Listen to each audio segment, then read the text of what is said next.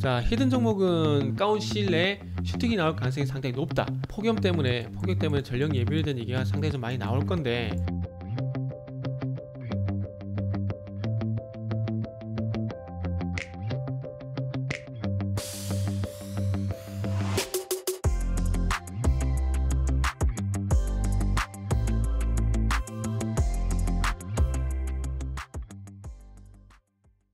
자, 반갑습니다. 알파프로 가족 여러분, 정태근 전문가입니다. 자, 7월 16일 두 번째 방송 시작을 해보도록 하겠습니다. 자, 두 번째 방송에서는 농심 한번 다뤄볼 겁니다. 라면 관련주, 라면주 한번 다뤄볼 거고요. 방송 말미에는 히든 종목이 공개가 될 예정이니까 방송 끝까지 시청 부탁드리고요. 방송 보시기 전에 좋아요, 구독 부탁드립니다. 자, 그리고 농심 외에도 종목들이 방송들이 많습니다. 다시 말씀드리지만은 농심 외에도 저희 알파프로 홈페이지, 유튜브 홈페이지 들어오시면은 이렇게 종목들이 많이 있으니까 한번 들어오셔가지고요. 다른 방송들도 좀 시청을 부탁드리도록 하겠습니다. 자, 어제 같은 경우에는 대주전자재료 그리고 한샘 이런 종목들 찍었고요. 그리고 그저께는 뭐 인성정보, 인바이오젠 뭐 이런 종목들 찍었습니다. 그래서 다른 방송들도 관심을 좀 많이 가져주시기 바랍니다. 자, 그러면 한번 시작을 해보도록 하겠습니다. 바로 화면 보시면서 말씀 한번 드려보도록 할게요. 자, 농심의 차트를 보실 거고요. 그리고 관련 뉴스 한번 좀 볼 겁니다. 자, 오뚜기가요. 라면 평균 가격을 11% 인상을 했습니다. 뭐 700원이면 70원을 더 올렸다는 얘기죠. 그래서 770원이라고 좀 보시면 될 것 같고요.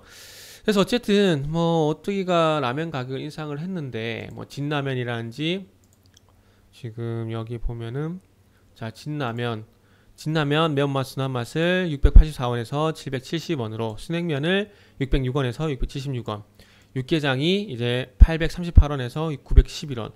저는 이 육개장이 농심 건데 왜 오뚜기가 됐지라고 봤는데 오뚜기에도 육개장이 있더라고요. 그래서 라면 가격을 제가 착각을 했더라고요. 그래서 육개장은 오뚜기도 있고 농심에도 있고, 그리고 이 라면 가격을 인상한 이유가 밀이라든지 이런 소매 가격이 인상이 되고 인건비 올라간 부분들, 얘네들이 참 웃겨요. 지금 이게 밀 가격이 그 국제 곡물 가격이 올라간 이유가 작년 코로나 때문에 그러니까 일손이 부족해가지고 작황이 좀 부족했어요. 물론 그 미국 같은 경우는 중북부라 해야 되나요? 이렇게 미국이 땅이 있잖아요. 미국이 이렇게 땅이 있으면 밀이 여기서 생산이 되거든요.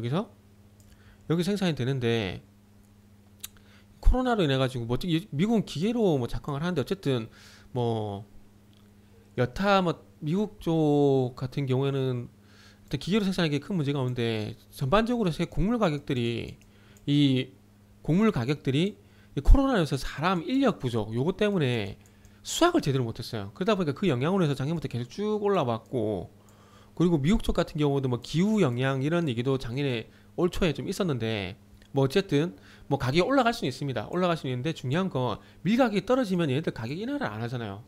진짜 기업은 이래서 욕을 먹는 것 같아요. 차라리 기름 있잖아요. 주유소 휘발유처럼 올라갈 때 올리고, 내릴 때 뭐 올릴 때 진짜 기하급수적으로 올리고 그냥 총알같이 올리고, 내릴 때는 찌끔찌끔 내리고 욕을 먹고 있긴 하지만, 그럼에도 불구하고 기름은 그래도 올렸다 내렸다 하거든요. 근데 솔직히 뭐 제품 가격 그 외에 뭐 과자라든지 뭐 아이스크림, 요즘 아이스크림은 싸긴 하지만 그럼에도 불구하고 과자라든지 뭐 이런 식료품들 보면은 가격 안 내려와요. 오뚜기하고 CJ 제일장 보면은 컵밥이 3,500원인가? 그 참 2,000원이라고. 그 편의점 가면은 컵밥도 2+1 해가지고 거기다 팝카드 할인하면 또 10% 할인되거든요.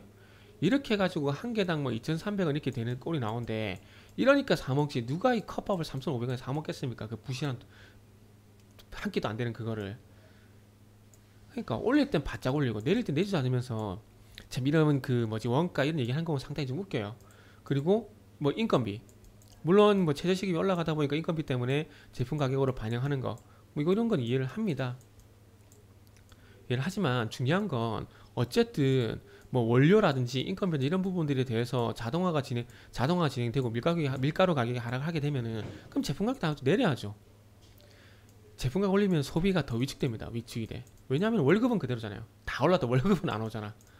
뭐 아무튼 넋두리였습니다. 또 이거 가지고 싫어요 누르고 이러시면은 싫어할 겁니다. 자, 그래서 어쨌든 이 제품 가격 오뚜기에서 총대 메고 라면 가격을 올렸기 때문에 아마 농심도 그렇고 삼양식품도 그렇고 아마 제품 가격을 올릴 거예요. 올릴 거고, 그리고 지금 농심 같은 경우에는 육개장이 상당히 많이 팔린다고 해요. 그 캠핑이라든지 야외 놀러 가시는 분들이 라면으로 육개장을 되게 많이 먹는다 그래요. 그래서 최근에 5개 넘게 팔렸던 이게 나왔잖아요. 지금도 많이 팔리고, 지금도 그 용기면 있잖아요.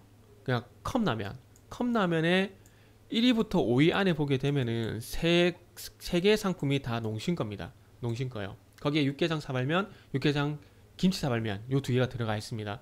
그래서 어쨌든 제품 가격도 인상을 하고, 그리고 육개장 판매도 많이 늘어나고 라면 판매도 많이 늘어나고 이렇게 되다 보니까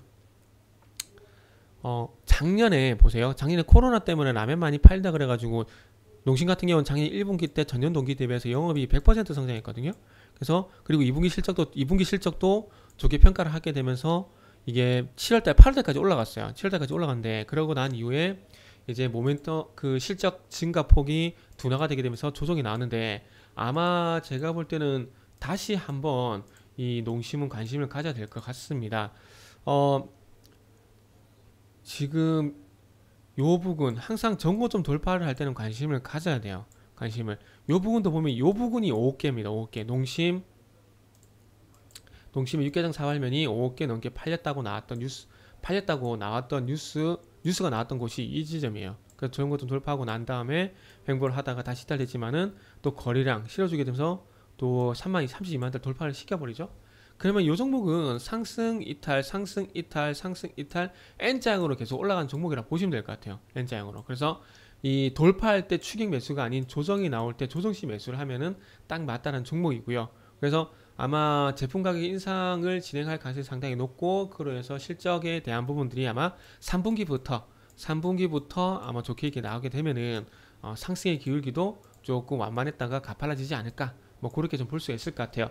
이 제품 가격 인상 어쨌든 도미노 형식으로 계속 발생이 되고 있는데, 어쨌든 기업 입장에서 제품을 팔 때 많이 팔리거나 가격을 인상하거나 요 두 개가 다 반영이 되거나 했을 때는 실적이 좋아지기 때문에 음식료 관련된 종목들은 뭐 특히나 제조업 같은 경우는 이런 부분들에 대해서 계속 관심을 가지고, 이런 이슈가 나왔을 때는 한번 관심 종목에 편입을 하고 지켜봐야 된다 라는 말씀 드리면서 농심은 일단 마무리를 하도록 하겠습니다. 자, 그래서 농심은 일단 요것만 말씀드릴게요. 일단 40만원까지 한번 정거 좀 보는 것도 괜찮을 것 같아요. 중기적으로 한 40만원까지는 일단 보는 게 좋을 것 같습니다. 자, 그리고 바로 히든 종목 한번 좀 보도록 할게요. 자, 히든 종목은 히든 종목은 자, 요거는 결론부터 말씀을 드리면, 자 보세요. 요겁니다. 5일선과 21선 골든크로스선하고 5일선이 완만하게 우상향을 하고 이후에 5일선 위에서 주가가 노는 현상이 나왔을 때 급등이 나온다. 요것만 기억을 하시고요. 자 보세요.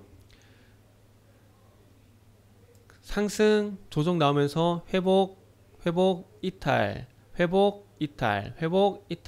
옆으로 기죠. 그리고 난 다음에 5일선 안착하니까 바로 급등 나오죠. 자, 그래서 조정 받았습니다. 그러고 나서 다시 5일선을 회복을 시켜요. 자, 여기서 회복 그리고 오늘 또 반등 시도가 나오고 있죠.